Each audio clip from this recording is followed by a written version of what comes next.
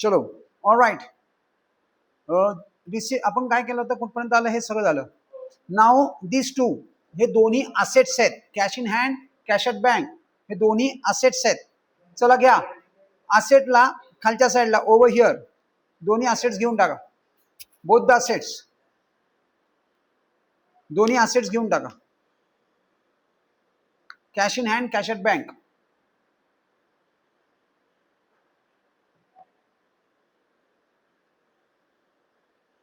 Done.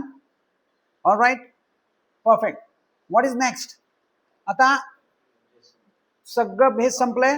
Adjustment read करूया आणि adjustment start करूया. Total tuition fee of 6000 are outstanding for the current year. आपल्या format मध्ये बघा पहिला ऍड काय आहे, add outstanding for CY. This is outstanding for CY. चला मग लिहून टाकूया. इथं लिहून टाका ओव्हर हिअर. सॉरी हे घ्या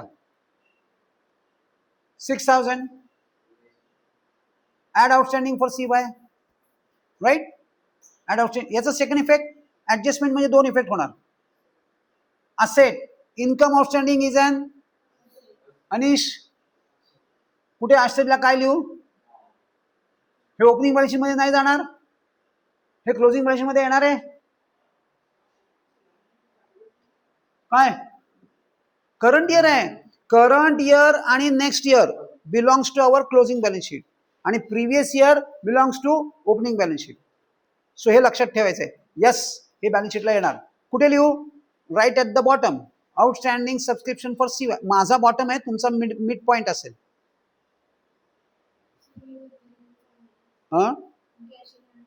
चालेल, मध्ये लिहिलंच तरी चालेल. तुमच्या सिक्वेन्स वर खाली झाला तरी चालेल, काही प्रॉब्लेम नाही. Outstanding subscription for CY.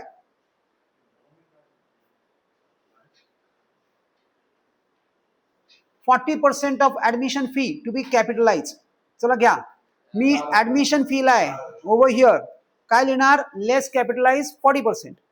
जागा नसेल तर नुसतंच कॅपिटलाइज लिहा. याच्या 40% कॅल्क्युलेट केलेत आपण. या 10,000 च्या 40%, 10,000 च्या 40%, लेस कॅपिटलाइज 40% 4,000, आउटरला 6,000. याचा सेकंड इफेक्ट कुठे? लायबिलिटी मध्ये काय? कॅपिटल फंड वरती कॅपिटल फंड साठी जागा सोडा. कॅपिटल फंड साठी जागा सोडा. ऍड मी कसं मी शॉर्ट फॉर्म लिहिलाय बघा, असे शॉर्ट फॉर्म तुम्ही करू शकता. ऍडमिशन फी कळलं पाहिजे काय आहे. AF चालणार नाही. ऍडमिशन फी आणि व्हॉट्सअप लँग्वेज तर अजिबात नको. आउटस्टँडिंग सॅलरीज, सॅलरी मध्ये ऍड. आउटस्टँडिंग एक्सपेन्स आपण एक्सपेन्स मध्ये ऍड करतो. सॅलरी कुठे आहे माझी? इथे आहे. याच्यामध्ये लिहा ऍड आउटस्टँडिंग आणि आउटरला घेऊन या टोटल करून. काय करायचंय ते इथे लिहिलंय. काय करायचंय? ऍड. या दोघांचं ऍडिशन ते आउटरला घेऊन यायचं. ऍड 10,000 आउटरला 1,50,000. डन. ओके. याचा सेकंड इफेक्ट, सेकंड इफेक्ट थांब अनिश. Outstanding salary Siddharth. लायबिलिटीला काय लिहू? आउटस्टँडिंग सॅलरी लिहा. कुठे लिहू? एकदम बॉटमला. आउटस्टँडिंग सॅलरी टू टीचर्स किंवा नुसतं आउटस्टँडिंग सॅलरी लिहिलं तरी चालेल, सफिशियंट आहे. आउटरला 10,000.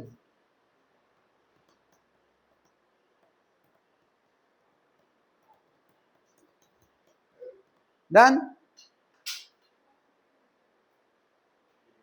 आउटरला लिहा. नेक्स्ट आता डिप्रिसिएशन करायचंय. काल मी तुम्हाला दाखवलं होतं एक वर्किंग नोट, राईट. आपल्याला B1 B2 F1 F2 काय प्रकार आहे, आपण काय म्हणतोय, व्हॉट इज दॅट? सी मी तुम्हाला ही अशी वर्किंग नोट दाखवलेली. ही वर्किंग नोट तुम्ही फार तर फार स्क्रीनशॉट घेऊन ठेवा तुमच्याकडे. पण पूर्वी आम्ही हे करायचो, पण व्हॉट वी फाइंड की याच्यात भरपूर वेळ जातो आणि हा खूप लेंदी होऊन बसतो सम. मग आपण फक्त कन्सेप्च्युअली अंडरस्टँड करूया म्हणून आम्ही ती B1 B2 कन्सेप्ट आणली. बघा काय B1 आहे. B1, दिस इज B1 आणि this is B2. B1 is with me from 1st of April. म्हणजे मी एंटायर 12 मंथ ही B1 म्हणजे बुक्स वापरले. आणि during the year additional 20,000 books we have purchased on 1st of 7 म्हणजे 1st of जुलै. मला ही information मिळते कुठून? हे काय, हे बघा ना, 1/7 1 जुलैला तुम्ही ऍडिशनल बुक्स परचेस केलेत. मग 1 जुलै ऑनवर्ड्स हे डिप्रिशिएट होणार, त्याच्या आधी डिप्रिसिएशन होणार नाही. म्हणून त्याचा आपण टेन्युअर काढला. 1 जुलै म्हणजे 9 मंथ्स. मग हे कुठून आणले 3 लाख? हे बघा, हे इथं आहेत. It is given to you. हे बघा, बुक्स 3 lakhs. आपण खाली पाहिजे तर हे करूया, म्हणजे तुम्हाला ते अलाइन होईल. हे बघा, बुक्स 3 lakhs आणि फर्निचर 2 lakh. हे कधीपासून आहेत तुमच्याकडे? 1 April. What does this mean? From 1st of April onwards आपण ते डिप्रिशिएट करणार. आणि हे कधीपासून करणार? 1 जुलैपासून. 1 जुलै टू कधीपर्यंत? हे दोन्ही आपण 31 मार्च पर्यंत डिप्रिशिएट करणार. Both the assets we are going to depreciate up to 31st March. मग मी काय काउंट केलं? 1 April to 31st March. How many months are there? 12 महिने. 1 एप्रिल, 1 जुलै म्हणतोय का? 1 एप्रिल म्हणतोय. 1 एप्रिल पासून 31st मार्च किती महिने होतात? 12 महिने. म्हणजे आपल्याला 12 महिन्यांचं डिप्रिसिएशन कॅल्क्युलेट करायचं आहे. आणि हे 1 जुलै टू 31 मार्च. आता मी तुम्हाला एक थोडंसं ट्रिक सांगतोय, तुम्ही कॅल्क्युलेट पण करू नका. 1 जुलै म्हणजे 9 मंथ्स, 1 ऑक्टोबर 6 मंथ्स, 1 जानेवारी 3 मंथ्स. हे लक्षात ठेवा. 1 जुलै म्हणजे 9 महिने. हा रेट ऑफ इंटरेस्ट कुठून मिळाला मला?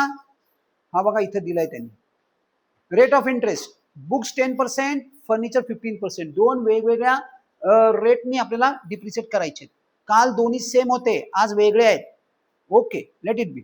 सो म्हणजे आपण काय करणार? इथे मी रेट लिहिला आणि आपला फॉर्म्युला काय आहे डिप्रिसिएशनचा? PRT. हा तर इंटरेस्टचा फॉर्म्युला आहे. येस, या इंटरेस्टचा फॉर्म्युला वापरून आपण डिप्रिसिएशन कॅल्क्युलेट करणार आहोत. P म्हणजे काय? प्रिन्सिपल. R म्हणजे काय? रेट. टेन्युअर, टेन्युअर इज दिस, नंतर रेट इज दिस आणि प्रिन्सिपल इज दिस. म्हणजे मी काय कॅल्क्युलेट केलं अनिश? पहिलं कॅल्क्युलेशन कसं केलं? PRT म्हणजे काय? कशाने कशाला मल्टिप्लाय केलं? बोला, मी वाट बघतो. डोंट वरी. हा जरा अनिश तुम्ही आहात का? अनिश विल टेल अस. नाही तर इथे येऊन बसायला लागेल बाळा सांगायला. काय करतोयस? का तिथूनच सांगतोयस? हा, मग प्रिन्सिपल किती आहे? मला कॅल्क्युलेशन सांग, मी कशाने कशाला मल्टिप्लाय कसं करू? Tell me. बोला सिद्धांत, त्याला हेल्प कर मला मला सांगून. श्रेया, 3 लाख. उद्या जर नाही आलं तर तू इथं बसणार आहेस. हा, हे लक्ष द्यायचंय तुला. 3 लाख इंटू 12, 12/12. पण नाही ग, थोडस चुकतंय तुझं. पहिले फॉर्म्युला प्रमाणे जा, म्हणजे ते चुकणार नाहीस. हा रेट आहे 10/100. Very good. इंटू 12/12. काय सांगितलं तिने?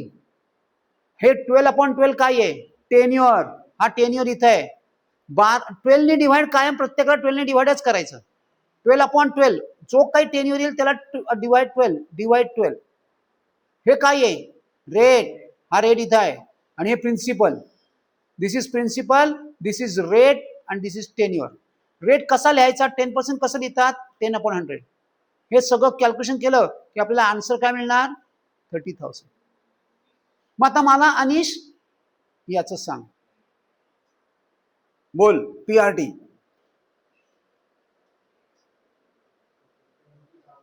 20,000 मल्टिप्लाइड बाय 9/12. इकडे आहे रे. हा, 12/12. 12/12 वर्षाचं टेन्युअर होतं. रेट कुठे? Rate. Where is rate? PRT. फक्त रिप्लेस करायचं तुला, ते जमत नाहीये.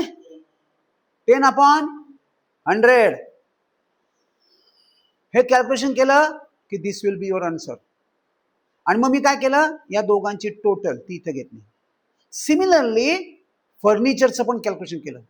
सेम 12/12, 3/12. रेट ऑफ इंटरेस्ट 15/100 आणि हे प्रिन्सिपल. इन दिस वे आपल्याला या दोन्हींची कॅल्क्युलेशन्स मिळाली. मग आपण काय करणार, this is a total of a depreciation.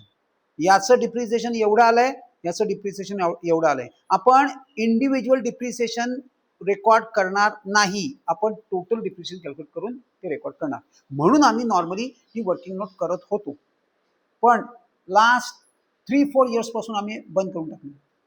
तुम्ही पाहिजे तर घरी ही स्क्रीनशॉट घेऊन ठेवा आणि एक तुम्हाला वर्किंग नोट तुमच्या इन्फॉर्मेशनसाठी. आणि अनिश, उद्या मला तुझ्याकडनं ही वर्किंग नोट हवी. सिद्धार्थ, तुझ्याकडनं पण हवी, पण येत नाहीये. येतंय खालचं, उद्या चेक करतो, कारण समथिंग सिमिलर उद्या असाच सम आहे. ओके चलो. सो डिप्रिसिएशन, व्हॉट इज दिस? हे डिप्रिसिएशन आहे. हे आपण कुठे रेकॉर्ड करणार आहोत? असेट्स ज्या दिल्यात त्या इथं. मग आता आधी एक लक्षात घ्या, जेव्हा वेनेवर आपण डिप्रिसिएशन कॅल्क्युलेट केलं, पण कसं कॅल्क्युलेट केलं आपण ना, what we should do normally, की आपण ही जी डिप्रिसिएशन आहे ही सगळ्यात शेवटी रेकॉर्ड करतो. रिमेंबर दिस, कारण ना तुमचं अदरवाईज डिप्रिसिएशन चुकण्याची शक्यता आहे. If you have got a proper control on it, you can do it. पण माय सजेशन, तुम्ही हे जेव्हा तुम्हाला ओपनिंग बॅलन्स शीट खाली ओपनिंग बॅलन्सेस दिले असतात, तेव्हा डिप्रिसिएशनची ऍडजस्टमेंट सगळ्यात शेवटी शिफ्ट करा. We will do it absolutely at the end. आत्ता नको, आधी पहिले बाकीची करून घेऊ ऍडजस्टमेंट. बघा मी काय म्हणतोय ते तुम्हाला कळेल मी काय म्हणतोय. Why I am saying like this. चलो, पहिले 60% गव्हर्नमेंट ग्रांट. गव्हर्नमेंट ग्रांट 60% आहे, म्हणजे गव्हर्नमेंट ग्रांटला या. वेर इज 60% गव्हर्नमेंट ग्रांट? आपण इथं आहोत, नाही पुढे आहे government grant. Okay, over here. त्याचं काय करायचं आहे? कॅपिटलाइज. किती पर्सेंट? 60% ऑफ दिस. इथं नुसतं कॅपिटलाइज लिहिलं तरी चालेल, कॅपिटलाइज 60% लिहिलं तरी चालेल. 1 लाख त्याचा 60%, आउटरला 40,000.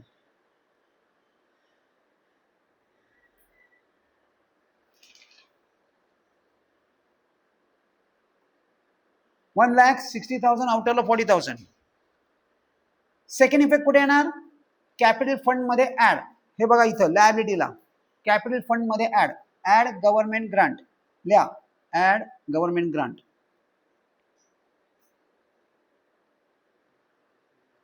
Government grant.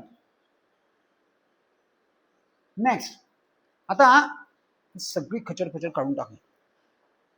आता आपल्याला काय करायचंय, या असेट्स आणि लायबिलिटीज फक्त रेकॉर्ड करायचे आहेत. या 1 एप्रिलची पोझिशन आहे. We just have to incorporate into our closing balance sheet. Building, Shailaja building asset आहे का लायबिलिटी आहे का? असेट. चला असेटला बुक करा. बर, ऑलरेडी आपण बिल्डिंग रेकॉर्ड केली आहे का नाही? कुठे आहे? No, there is no building. मग आपण आता बिल्डिंग कुठे रेकॉर्ड करणार? सगळ्यात शेवटी. मी थोडंसं खालच्या सेटला शिफ्ट झालो आणि त्याला ऍडजस्टमेंट नाही, त्यामुळे आउटरला घेतलं. तुला इथं मध्ये लिहिलं तरी चालणार. बिल्डिंग असेटला रेकॉर्ड केलंय 12 lakhs आउटरला, त्याला ऍडजस्टमेंट नाहीये. Next, furniture. फर्निचरची काय पोझिशन आहे का? फर्निचर असेट पण ऑलरेडी आपण फर्निचर लिहिलंय. आता बघा त्यासाठीच आपण वरची जागा सोडून ठेवली आहे. ही this place is for building. हे बघा, हे over here we will write. म्हणजे या ठिकाणी आपल्याला ओपनिंग पोझिशन्स ज्या आहेत त्या लिहायच्या आहेत. आणि हे जे रिसीट अँड पेमेंटची टोटल आहे ती इथं आली. If you want you can make a total over here. किती होणार? तुम्हाला पाहिजे असेल तर इथं लगेच लिहिलं तरी चालेल, इथे लिहिलं तरी चालेल किंवा नंतर लिहिलं तरी चालेल. घ्या फर्निचर. आणि तसंच बुक्स कितीचे आहेत? 3 lakhsचे बुक्स आहेत. 2 lakhsचे फर्निचर, 3 lakhsचे बुक्स. हे दोन्ही बुक केलं. शैलजा मी काय करतोय कळतंय? हा, मी इथली इन्फॉर्मेशन आता पोस्ट करतोय.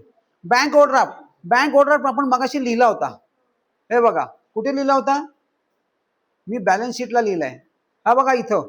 आता इथं जागा आहे, ओव्हर हिअर तिथं आपल्याला ही पोझिशन लिहायची आहे आणि आउटरला डॅश येणार. लायबिलिटीमध्ये बँक ओव्हरड्राफ्ट तिथं लिहा, इनरला लिहितो बघा आपण बँक ओव्हरड्राफ्ट लायबिलिटीमध्ये, त्याच्या वरची जी जागा रिकामी आहे तिथं 10,000 लिहून टाका. आणि ऍक्शन काय आहे, लेस 10 - 10 इज 0. आपण 0 करेक्ट पे केलंय म्हणून आउटरला काही येणार नाही, पे झालं सगळं. पण 0 लिहित नाहीत अकाउंट्स मध्ये, therefore we are going to write dash. Next, tuition fee receivable for previous year. पण ते रिसिव्ह झालं ना, म्हणजे या वर्षात असेट काहीच नाही. पण बेटर कंट्रोल साठी what we should do, for better control we should record this. आपण हे रेकॉर्ड करत जाऊया, नाही तर कंट्रोलच राहणार नाही. कुठे रेकॉर्ड करू, हे बघा, ट्युशन फी रिसिवेबल इनरला. का, कारण रिसिव्ड आहे. जसं जसं बँक ओव्हरड्राफ्ट तुम्ही इनरला लिहिलं आणि पेड लिहिलं, आता हे रिसिव्ड पण लिहिणार.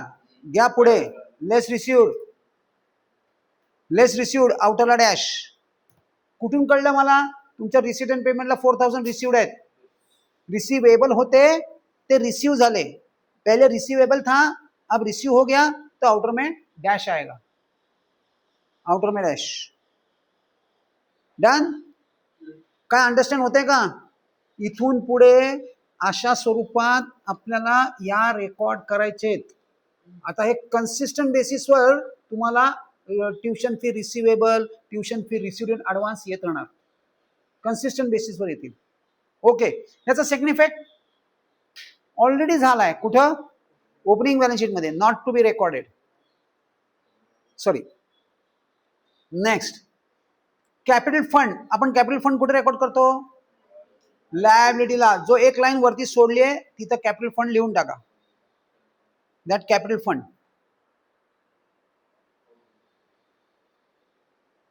Capital fund 18,51,500. Next, 10% bank deposit. Bank deposit आपण केलेत म्हणजे ही असेट आहे. चला घ्या, असेट मध्ये खालच्या साईडला बँक डिपॉझिट आणि इनरला, कारण त्याला इंटरेस्टची ऍडजस्टमेंट आहे, हिडन ऍडजस्टमेंट आहे. दिस इज हिडन ऍडजस्टमेंट, एक्सप्रेस नाहीये काही, इट इज नॉट गिवन. या 10% वरनं मला कळलं की there is adjustment. This 10% is an hidden adjustment. बरं, मग आता आपण मगाशी काय कॅल्क्युलेट केलं होतं, outstanding interest. So 6,000, 15,000 total interest आहे, त्यापैकी 9,000 is received. So only 6,000 is interest outstanding. So add interest करून टाका, याच्यामध्ये इंटरेस्ट ऍड करा. Which interest is this, this was that hidden adjustment. Now second effect, adjustment आहे म्हणजे सेकंड इफेक्ट, त्या interest मध्ये ऍड करा. ओव्हर हिअर मी इंटरेस्ट मध्ये इथं ऍड करतो, ऍड आउटस्टँडिंग लिहा, ऍड आउटस्टँडिंग. इंटरेस्ट मध्ये, इन्कमला इंटरेस्ट मध्ये ऍड आउटस्टँडिंग. आता आउटरला 15,000, आउटरला 15,000, करेक्ट. ओके, ऍडजस्टमेंट झाली ही पण. So all adjustments are over. हे काय, आता आपण जो डिप्रिसिएशन पेंडिंग ठेवलाय that we will do it. मी म्हणून पेंडिंग ठेवलं का, आता बघा डिप्रिसिएशन बघा. आता माझ्याकडे काय पोझिशन आहे, सॉरी, माझ्याकडची पोझिशन कशी आहे ही बघा. ही आता बघा, ही मला पहिले याची टोटल करा इथं 3,20,000. नाव आपण मगाशी ऑलरेडी कॅल्क्युलेट केलं होतं ते डिप्रिसिएशन बुक करा 31,500. सिमिलरली या दोनची टोटल करा इथं आणि डिप्रिसिएशन राईट करा. हे ऑलरेडी कॅल्क्युलेट केलेत दोन्ही, हे दोन्ही कॅल्क्युलेट केलेत. डिप्रिसिएशन हे कॅल्क्युलेशन नाही तर तुमचं चुकणार आहे जर तुम्ही हे डायरेक्ट 3,20,000 वर कॅल्क्युलेट केलं तर. म्हणून नीट लक्ष ठेवा, पीआरटी करायचं आहे, टेन्युअर्स चेक करायचे आहेत, B1 B2 F1 F2, right. B1 B2 F1 F2, 2 books 2 furnitures, असे वेगवेगळे कॅल्क्युलेशन्स केलेत. लिहा, आउटरला घेऊन या, टोटल आउटरला घेऊन या दोन्ही. आत्ता तुम्ही मी ज्या फिगर लिहिल्यात त्या लिहा आणि घरी जाऊन चेक करा, बरोबर आहेत ना. नेक्स्ट याचा सेकंड इफेक्ट, आपल्याला डिस्क्लोजर द्यायचा आहे. 2 डिप्रिसिएशन आहेत म्हणजे सेपरेट डिस्क्लोजर आला, राईट. येस, कुठे घेऊ मी सिद्धार्थ याचा सेकंड इफेक्ट? काय अनिश सेकंड इफेक्ट? एक्सपेंडिचरला. Very good. काय लिहू? लेस टू डिप्रिसिएशन, बुक्स आणि फर्निचर घ्या. इन दिस वे, अशा प्रकारे ह्याचा डिस्क्लोजर द्यायचा.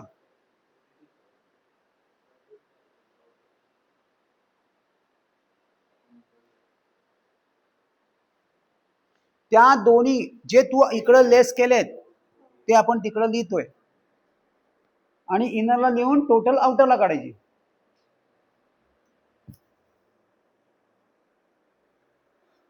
आता मात्र सगळ्या ऍडजस्टमेंट संपलेल्या आहेत. आता आता जे नाहीये त्याच्या पुढे पहिले डॅश करा ओव्हर हिअर. इथं डॅश करून ह्या दोनची टोटल इथं लिहा. त्यातनं ऍक्शन लिहिलंय बघा काय करायचंय. हे दोनचं ऍड करायचंय, हे दोन लेस करायचे. जे नाही ते डॅश करा. इथं या दोघांची टोटल इथं लिहिली आहे. त्यातनं आता हे एकच मायनस होतील.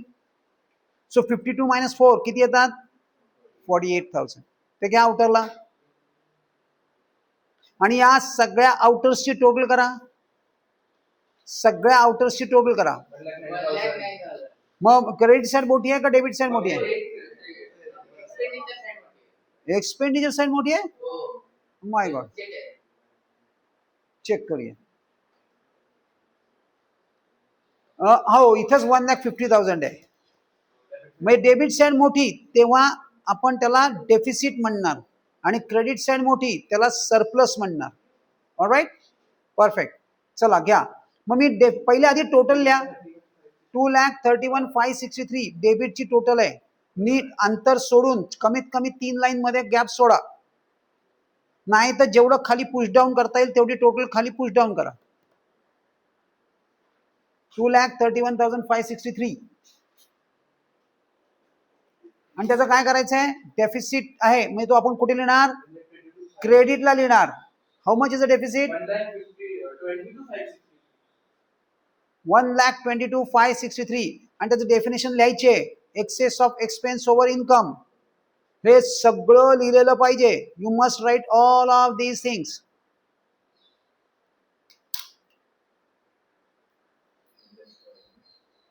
सेकंड इफेक्ट, याचा सेकंड इफेक्ट कुठे येतो? सेकंड इफेक्ट कुठे येतो? कॅपिटल फंड मध्ये ऍड का लेस? डेफिसिट लेस आणि सरप्लस ऍड. चला घ्या डेफिसिट इथं लिहून टाका. मी आता जेव्हा लेस करणार ना पहिले या तिघांची टोटल करणार आणि मग लेस करणार. रिमेंबर दिस. पहिले या तिघांची टोटल करा आणि देन लेस. डेफिसिट लेस करा म्हणजे आउटरला ही फिगर येईल. ती फिगर चेक करा बरोबर आहे ना. Check that figure whether that is correct or not. 17,92,937 is that correct, Rajveer?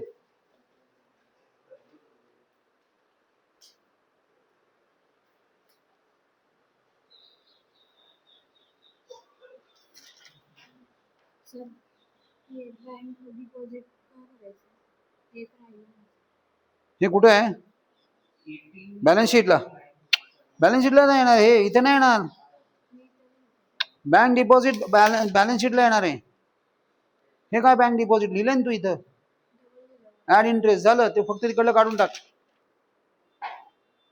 हा आणि आता डेफिसिट 122 किती आहे का डेफिसिट?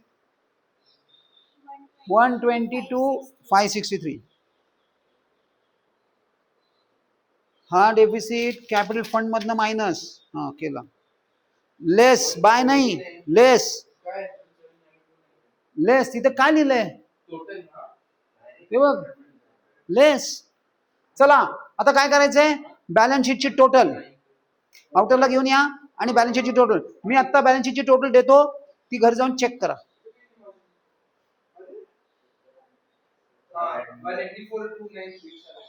घ्या बॅलन्स शीटची टोटल. उद्या मला सांगा वेदर दॅट टॅलीज ऑर नॉट. बरोबर आहे का? पण दोन्ही साईड केली का? हा. अशा वेळेला एकाने लायबिलिटी करत जा, एकाने असेट करत जा. काही दोनच आहेत म्हणून ती झाली टोटल. चला, yes, let us start with economics without wasting a second. Right, एक सेकंड नहीं वेस्ट न करता. What is demand?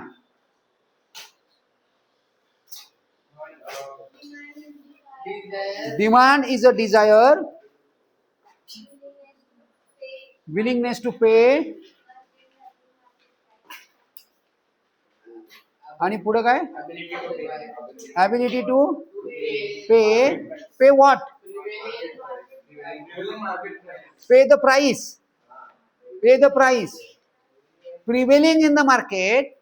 Pay the price prevailing in the market. पुढे for a given period of time. For a given period of time is demand. Direct market price म्हणजे काय? नाही नाही नाही नाही नाही नाही नाही नाही बाळा, हे काय माहितीये का? हे इकॉनॉमिक्स आहे. याला ना थोडी इकॉनॉमिक्सचीच लँग्वेज पाहिजे. सो तू नुसतंच प्राइस म्हण ना, कुठे बिघडलं? ते प्राइस म्हणतायत, आपण पण प्राइस म्हणू. चला वन सेकंड सगळे, व्हॉट इज डिमांड? अरे मला दोन फक्त मुलं बोलताना ऐकू येत आहेत,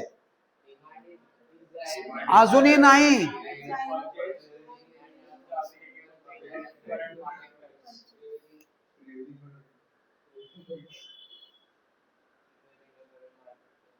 सो तुम्हाला काय कळलं? What you have understood? What is mean by individual demand? हा, बरोबर. आता ते इंग्लिश मध्ये सांग.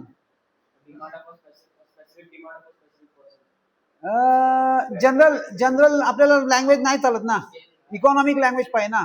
हे झालं जनरल, तुला अंडरस्टँड झालं. Okay, what is individual demand? काहीतरी वेगळंच आहे इंडिव्हिज्युअल डिमांड बरं का. इंडिव्हिज्युअल डिमांड एका वन पर्सन म्हणजे एका इंडिव्हिज्युअल. कोण इंडिव्हिज्युअल? कन्झ्युमर. इथं कन्झ्युमर हा वर्ड आहे. Economics has got its own language. काही सर्टन वर्ड्स आपल्याला इथं वापरायचे आहेत. कन्झ्युमर. ओके, डिमांड खरं तर कोण करतं? डिमांड कन्झ्युमर्सची ऍक्टिव्हिटी आहे, बायर पेक्षा कन्झ्युमर. ओके, काय करतोय कन्झ्युमर?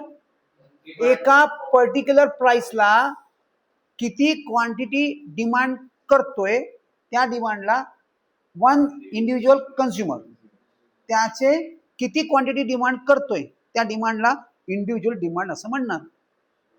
किसी एक demand, individual demand. What is individual demand schedule? हा,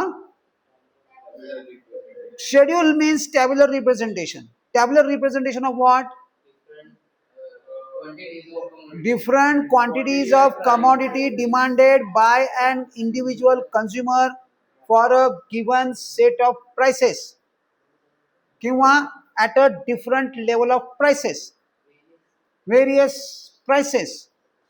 That is called as demand schedule. चला डिमांड शेड्यूल सांगा मला पटपट पटपट. 10, 8, 6, 4, 2 आणि 1, 2, 3, 4, 5. What is what? 10, 8, 6 काय आहे?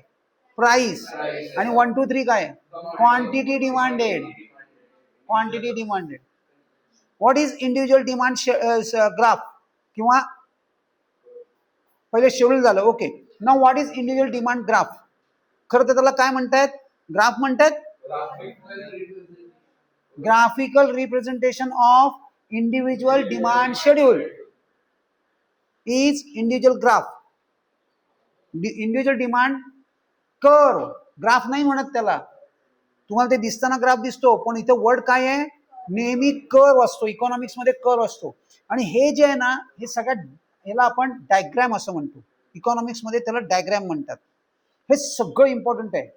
Is all is important. आता याच्यामध्ये ना आपल्याला बेसिकली ना तुम्हाला डिफरन्स येणार याच्यावर. डिफरन्स कशाशी येणार? इंडिव्हिज्युअल डिमांड कर, मार्केट डिमांड कर. Individual demand schedule, market demand schedule, individual demand आणि मार्केट डिमांड. येस अनिश, एकदा परत एकदा इंडिव्हिज्युअल डिमांड कर सांग रे. बाकी कोणीही काहीही बोलणार नाही, अनिश बोलणार. तुझ्यासाठी मी सगळ्यांना गप्प केलंय, बोल. इट्स ऑल युअर्स नाव. हा काय रे,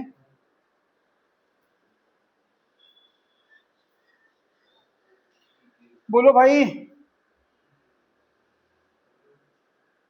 अरे आम्ही थांबलो रे तुझ्यासाठी बाबा.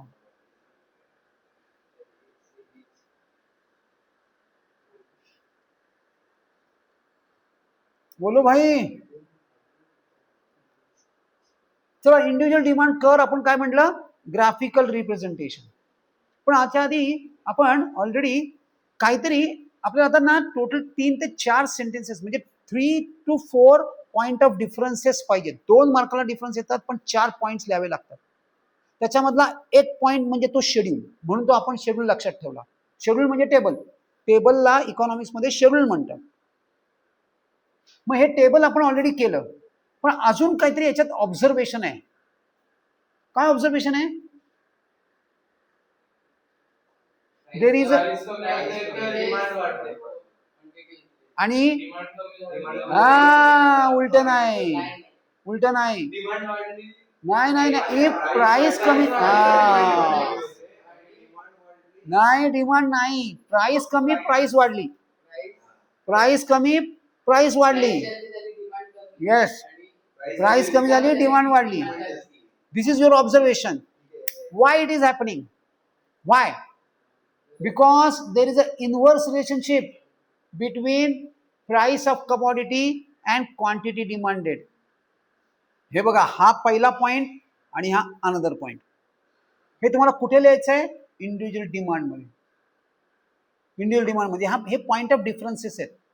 दिस are your point of differences. हे तुम्हाला परहॅप्स मार्केट डिमांड मध्ये पण असेच येतील, पण तरी सुद्धा यू शुड राईट इट. तुम्हाला टोटल 4 पॉइंट्स कव्हर करायचे.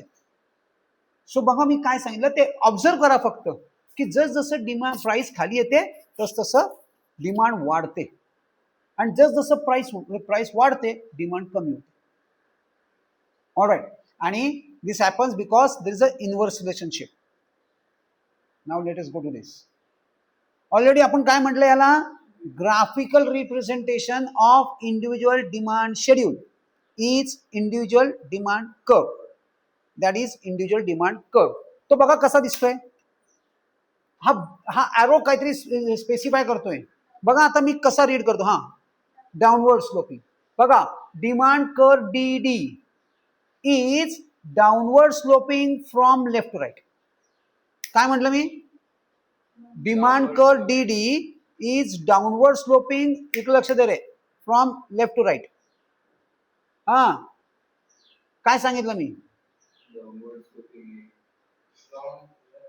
Demand curve. हा, that's very important. This is a property of a demand curve.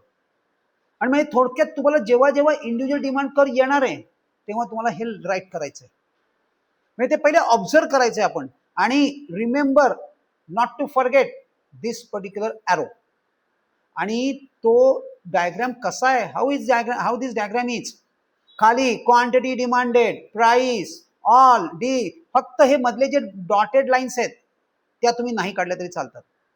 पण आता मी सांगतो तुम्हाला, मी दाखवतो तुम्हाला, तुम्ही पेपरमध्ये कसे काढतात डिमांड कर. सर हे घ्या, हे काय बाबा, इथं काय लिहिलं नाही, इथं काय लिहिलं नाही, हा काय आहे, डीडी आहे का, एस एस आहे, वाय वाय आहे, काय आहे, व्हॉट इज दिस, हे काय आहे. So remember, quantity demanded on Y axis, price on quantity demanded on x axis, price on Y axis. आणि हे सगळे 0 to 7 हे सगळं लिहायचं आहे. हे इवन दिस घरी एकदा हा डायग्राम ड्रॉ करून बघा. कमीत कमी 5 मिनिटं घेतो हा. That you have to reduce to 2 minutes. एवढी तुमची प्रॅक्टिस करा. काही नाही, एक 3-4 वेळा काढलात ना, अक्षरशः दुसऱ्या मिनिटात तुमचं तयार होईल. हे सगळं लिहून देऊन सगळं ऑल कम्प्लिटेड. पण डायरेक्ट जाऊन एक्झामला तुम्ही ड्रॉ करणार असाल तर तुम्ही एक्झामला जाऊच नका. कारण तुम्हाला कमीत कमी 4 ते 5 डायग्राम्स एक्झाम मध्ये काढायचे आहेत आणि जर प्राइस इलॅस्टिसिटी आली आहे तर 6 ते 7 डायग्राम्स तुम्हाला मिनिमम काढायचे. एवढी प्रॅक्टिस तुम्हाला करायची आहे. डायग्राम ड्रॉ करा आणि जसं मी सांगितलं की पुढच्या चॅप्टर मध्ये आपण माझ्या समोर मी तुमचा ड्रॉ काढून घेणार आहे, कारण मला माहिती आहे कुठे मिस्टेक्स होतात त्या डायग्राम ड्रॉ करताना. All right, so it is a graphical representation. आणि आता बघा लिहायचं आहे कसं आहे. एक्स ऍक्सिसवर काय प्लॉट केलंय आपण, बस, आणि वाय वर काय आहे, then you have to mention. नंतर what we have to mention, DD. DD is what, demand curve, which is sloping downward from left to right. And why it is happening? Why it is happening? Because there is an inverse relationship between price and quantity demanded. संपलं individual demand curve. जमला इथपर्यंत, समजलाय? Very good. आता market demand schedule. Market demand schedule म्हणजे it is like this. काय आहे बघा, मला काय म्हणायचं आहे, this. By the way, first of all, first thing first, हे शेड्यूल म्हणजे काय, tabular representation. Tabular representation of what, अरे इंडिव्हिज्युअल कसं रे, मार्केट आहे. आता प्रॉब्लेम आहे. आता नीट चेक करूया. मार्केट डिमांड म्हणजे काय, market basic thing is that. हे बघा बघा आधी काय आहे, कमॉडिटी फ्रॉम ऑल. आता माझ्यासमोर हे सगळे तुम्ही, आता हे चौघं बसले एका पर्टिक्युलर प्राइसला. सपोज मँगोज आता सीझन आहे, 1 डझन आहे 500 रुपये. तर राजवीर किती डझन डिमांड करेल, 1, 2, 10, 12, 15. राजवीर जे काही नंबर ऑफ क्वांटिटी डिमांडेड करेल प्लस अर्णव किती करतोय, अर्णव 1, अर्णव 2 आणि अंशुल किती. अंशुल तर बहुतेक एक पेटीच घेईल डायरेक्ट. एक नाही 5 डझनाची एक पेटी. सो बघा, म्हणजे आपण या चौघांची जर आपण टोटल केली, चौघांची, असं अजून करूया की हे फक्त 4 जणच मार्केटमध्ये आहेत. That becomes market demand. That becomes market demand. म्हणजे प्रत्येक इंडिव्हिज्युअल डिमांडची टोटल इज मार्केट डिमांड. म्हणजे बघा मी काय म्हणतोय, आता मी लक्षात कसं ठेवतोय बघा, एकदम सिम्प्लिफाय करून सांगतो, एकदम आयडिया आहे, ट्रिक आहे. 10, 8, 6, 4, 2 ॲज इट इज. स्टार्ट करायचंय 5 ने आणि व्हर्टिकल आणि होरिझॉन्टल 5-5चं इन्क्रीमेंट. 5 + 5 10, 10 + 5 15. आणि या तिघांची total is this, A B C ची टोटल. आणि परत इथं पण 5-5चं इन्क्रीमेंट, 5, 10, 15. इथं पण 5चं इन्क्रीमेंट, इथं पण. झालं की काम. म्हणजे मला फक्त लक्षात ठेवायचं हा 5. असं 5चं इन्क्रीमेंट, असं 5चं इन्क्रीमेंट. हे झालं की हे 5चं इन्क्रीमेंट, हे 5चं इन्क्रीमेंट, आणि या तिघांची टोटल ऑफ दिस 3. माझ्याकडे मार्केट शेड्यूल इज रेडी. मी एक फक्त ट्रिक लक्षात ठेवली आहे. मी अख्खं मार्केट शेड्यूल लक्षातच नाही ठेवणार. फक्त आता काय, what is this, this is price, than quantity demanded. नुसतं क्वांटिटी डिमांडेड इन केजीज लिहिलं तरी चालतं. कन्झ्युमर ए, कन्झ्युमर बी, आणि कन्झ्युमर आहे, बायर नको. इकॉनॉमिक्स मध्ये कन्झ्युमर्स असतात, बायर्स नसतात. What is the difference between buyer आणि कन्झ्युमर? कंझ्युमर ते कंझ्युम करतो, बायर दुसऱ्याला विकतो. येस, मी तुम्हाला याच्या आधी पण एक्झाम्पल देऊन झालं. तुम्ही तुमच्या आईसाठी आईस्क्रीमचा एखादा कप घेतलात, हु इज अ कन्झ्युमर आणि who is a buyer. Yes, this is a difference between buyer आणि consumer. So don't say buyer, say consumer. Okay, A plus B plus C या तिघांची टोटल आपण इथं केली. बस, this is my market demand. My market demand is over. म्हणजे at least schedule आलं, लक्षात आलं. काय लक्षात राहील का? मला टेस्टमध्ये कळेलच लक्षात राहतंय की नाही. अरे पुढची कधी ना कधीतरी टेस्ट येणार ना, उद्याच्या टेस्टला नाही आहे रे. अरे उद्या म्हणजे लगेच उद्या नाही रे.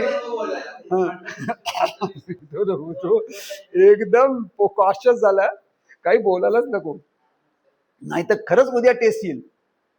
Okay, next Market demand schedule is a tabular representation showing different quantities of commodity which all consumers are prepared to buy at various prices over given period of time. सगळ्यांनी वाचायचे मोठ्यांनी.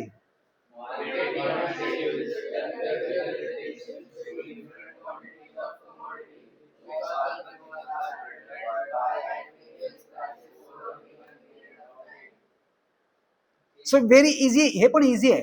मेन डिफरन्स कुठे आहे? All. आणि इंडिव्हिज्युअलला काय आहे? One. बाकी सगळं same ठेवायचं.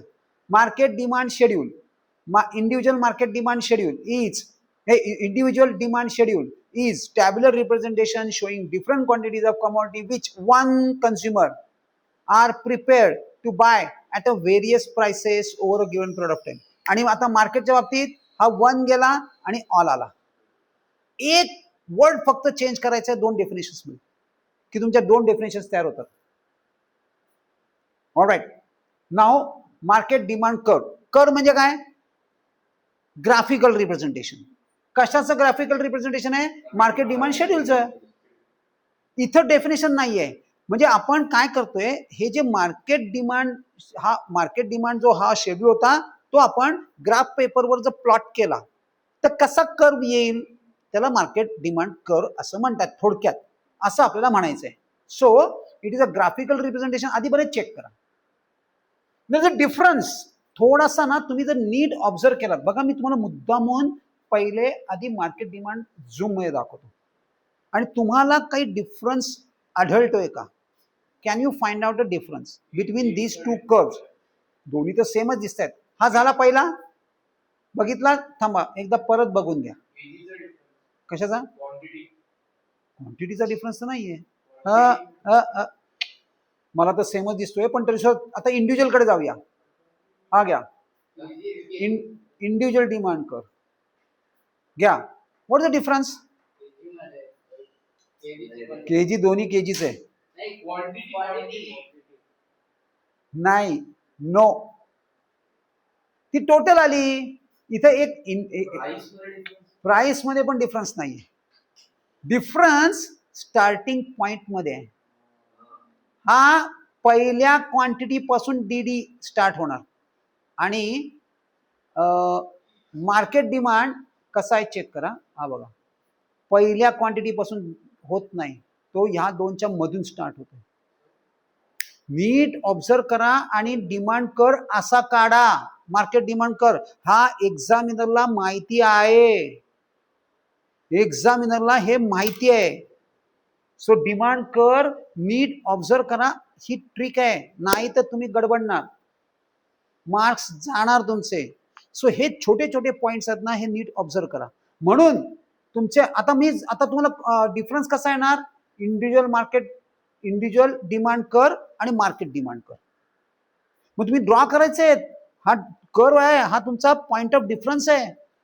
हा तुम्ही ड्रॉ करायचा आहे तुमच्या डिफरन्सेस मध्ये. डिफरन्स कसा लिहिणार तुम्ही? कसे लिहिणार डिफरन्स? इथपासून शिकवावं लागतं. डिफरन्सचा फॉर्मॅट बघा. आपण काय करणार? Point of difference than individual demand कर आणि मार्केट डिमांड कर अशा टाइप मध्ये लिहिणार. पहिले लिहिणार मिनिंग आणि दुसरं लिहिणार ग्राफ नाही, कर्व. आणि या कर्वला तुम्ही इथं ऍक्च्युली हा इथं कर्व काढणार. हो, एवढ्या जागेत. घरी प्रॅक्टिस करा, घरी प्रॅक्टिस करा याची. आणि तिसरा पॉइंट काय आहे? एक्झाम्पल. Third point. आणि असे point of head of the point तुम्हाला असे लाईट करायचे आहेत आणि हा फॉर्मॅट फॉलो करायचा आहे. डिफरन्सेस स्टडी मी तुम्हाला मुद्दामून आत्ता का सांगितलं? कारण परहॅप्स तुम्हाला टेस्ट मध्ये डिफरन्स असल्याची शक्यता आहे. त्यामुळे तो तुम्हाला अशा पद्धतीने लिहायचा आहे. राईट? येस. सो पॉइंट कळला. आता नाव ऑलरेडी आपण डिस्कस केलंय बघा. Graphical representation of market demand curve is market demand curve. X axis वर काय आहे? Quantity demanded. Y axis. आता परत हा बाय एरो काय इंडिकेट करतो? डिमांड कर DD is sloping downward from left to right. Why? Why? Because there is an inverse relationship between quantity, price and quantity demanded. Price and quantity demanded. झालं. So very easy. Absolutely easy आहे हा part. Very easy. एकदम सोपं part आहे. So पहिला first part of demand is over. म्हणजे पहिलं आपण केलं what is mean by demand and second केलं कन्सेप्ट ऑफ डिमांड. ह्या ज्या आहेत ना या कन्सेप्ट ऑफ डिमांड होत्या. हे कशामध्ये येणार? मोस्टली तुम्हाला हे येणार डिफरन्सेसमध्ये. ह्याच्यावर डायरेक्ट क्वेश्चन्स मोस्टली नाही येणार. पण जरी आला तरी काय प्रॉब्लेम आहे? 8 मार्काचा क्वेश्चन. कसा? 8 नाही डिफरन्स नाही. मी सांगतोय 8 मार्काचा क्वेश्चन कसा येणार. Explain different concept of demand. म्हणजे त्यामध्ये काय काय तुम्ही एक्सप्लेन करणार? Three things. 3 into 3 हे 3 + 3. Individual demand, market demand, individual demand schedule, market demand schedule आणि इंडिव्हिज्युअल डिमांड कर, मार्केट डिमांड कर. एवढं तुम्हाला 8 मार्काला अलॉंग विथ ग्राफ्स सगळं एव्हरीथिंग म्हणजे शेड्यूल्स आणि सगळं तुम्ही नीट एक्सप्लेन करू शकता. असा प्रकारचा कुठलाही एखादा क्वेश्चन ते सेट करू शकतात. आणि this year I am expecting इकॉनॉमिक्सचा पेपर डिफिकल्ट असेल. डिफिकल्ट असेल. मागच्या वर्षी सोपा होता. ॲब्सोल्युटली सोपा होता. एकदम सिंपल. ह्या वर्षी एक तरी क्वेश्चन तुम्हाला असा कुठेतरी अडचणीत आणणार असा असणार. डिफिकल्ट म्हणजे काय हो? एखादा क्वेश्चन डिफिकल्ट असतो, बाकी अख्खा पेपर डिफिकल्ट नसतो. मुलं लगेच काय डिफिकल्ट आहे हो पेपर सर? अरे बाबा एक पेपर फक्त एक क्वेश्चन फक्त डिफिकल्ट आहे रे. पण अख्खा पेपर डिफिकल्ट आहे. वाट लावून मोकळे. Okay coming back. So market demand कर. आता टाइप्स ऑफ डिमांड एकदम सिंपल आहेत. Very very simple types of demand. सगळ्यात पहिलं डायरेक्ट डिमांड. डायरेक्ट डिमांड म्हणजे जे तुम्ही करतायत ते. तुम्ही म्हणजे कोण? मी पण त्यात इन्क्लूड आहे. We all are consumers. Consumer जे डायरेक्ट डिमांड करतो त्याला डायरेक्ट डिमांड. हा काय करतोय बाबा? हा डायरेक्ट डिमांड करतोय. काय करतोय? काय येते? Perhaps shaving cream. कारण दाढी झालेली दिसते, वाढलेली दिसते. म्हणजे तो बहुतेक शेविंग क्रीमची डिमांड करतोय. राईट. सो एक कन्झ्युमर आहे. He is a consumer. He is directly demanding. म्हणजे whenever any particular consumer कुठल्या तरी एका प्रोडक्टची डिमांड करतो त्याला डायरेक्ट डिमांड म्हणतात. Means all are demanding directly. All हे सगळे कन्झ्युमर्स आहेत. राईट. कुठे ना कुठेतरी काही ना काहीतरी डिमांड करतायत. सो वेनेवर डायरेक्ट डिमांड काय आहे? It is demand. The demand created by consumer for goods. कशासाठी? To satisfy their wants directly is called as direct demand. They serves direct consumption needs of a consumer. Direct consumption need. बर आता हे types of demand हे पण difference मध्ये येणार.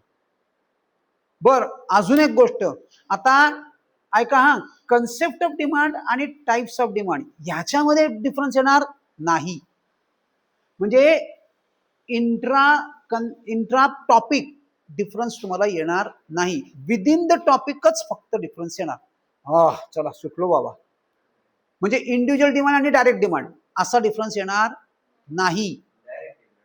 Direct demand आणि त्याच्या खालचे जे काही टाइप्स आहेत विदिन दॅट कुठला तरी एक डिमांड येणार. चला आता दुसरा आहे अजून पुढचे.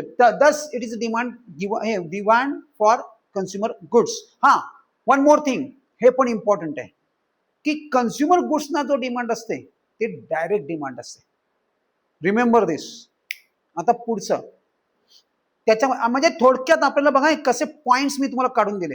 एकतर ही डिमांड कुठल्यासाठी आहे हा example could be your point of difference.